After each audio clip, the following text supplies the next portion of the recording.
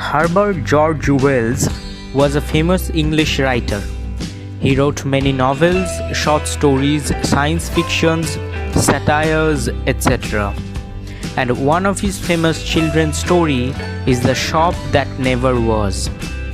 Hello everyone, welcome to Slideshow English. Today we are going to talk about a very interesting children's story, The Shop That Never Was, written by H.G. Wells. And this story is an adaptation of the short story The Magic Shop.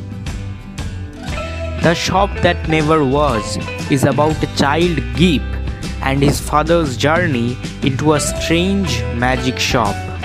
The narrator of this story is Gip's father. At the beginning, Gip's father states that he knows a magic shop. He has seen the magic shop several times before, but he has not thought of going in. One day, when he was passing the magic shop with his little son Gip, the little boy forced his father to get into the shop. Now, the narrator describes the shop.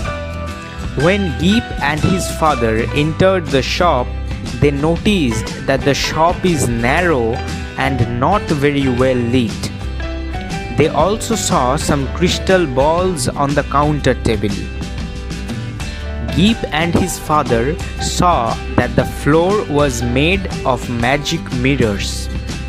The magic mirrors of the floor can reflect someone as thin and tall and someone as short and fat. Then the shopman appeared and Gip's father told him that they want some simple magic tricks. Then the shopman started to scratch his head and suddenly he brought out a glass ball from his head. This incident was so unexpected that Gip and his father got amazed. Then Gip tried to take the ball from the shopman's palm, and suddenly they saw that the shopman's palm is completely empty. That was another magic trick. The shopman said to Gip to look into his pocket, and the glass ball was there. Then Gip's father asked the shopman about the price, but the shopman said that these balls were free, and he pulls out a business card from his cheeks and handed it towards Gip's father. After that, the shopman asked Gip to check his pocket. Gip checked his pocket and found a magic box that he always wanted. Then the shopman disappeared behind the counter and reappeared from a dark corner of the room. Now he told Gip and his father to visit their showroom. The showroom was packed with magical goods. The showroom had a unique magic sword that neither bends, breaks, nor cuts the fingers. The shopman showed Gip magic trains that ran without steam, some clockworks, and a box full of soldiers that all come alive when someone say a magic word. The shopman waved the box in the air and a brown paper came and tied the box automatically. Gip's name and address were written automatically. Gip was amazed by the scene. Now we come to the last part of the story where the narrator feels discomfort in the magic shop.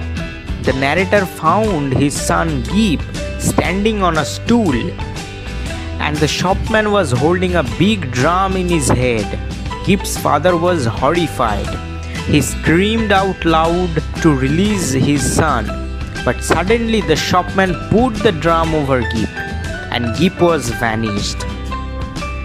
The stool was empty, the room was empty, the drum was empty. Gip's father got extremely angry and he jumped over the shopman and suddenly found himself in the middle of Regent Street. He also found his son Gip with 3 magic parcels. The narrator called for a cab and went home. After this incident, the narrator never found the magic shop again. And this is how the story ends. Like the narrator, this story also leaves us amazed. There are many questions that have no answer with us. The whole journey seems to be an imagination or perhaps a dream. After all, imagination or dream is the beginning of creation. So that's all for today's video. The story was very beautiful. Hope you enjoyed the video. If yes, then please support us by liking and subscribing to our channel. But for now, tell me goodbye. We'll be meeting on another Slideshow English video.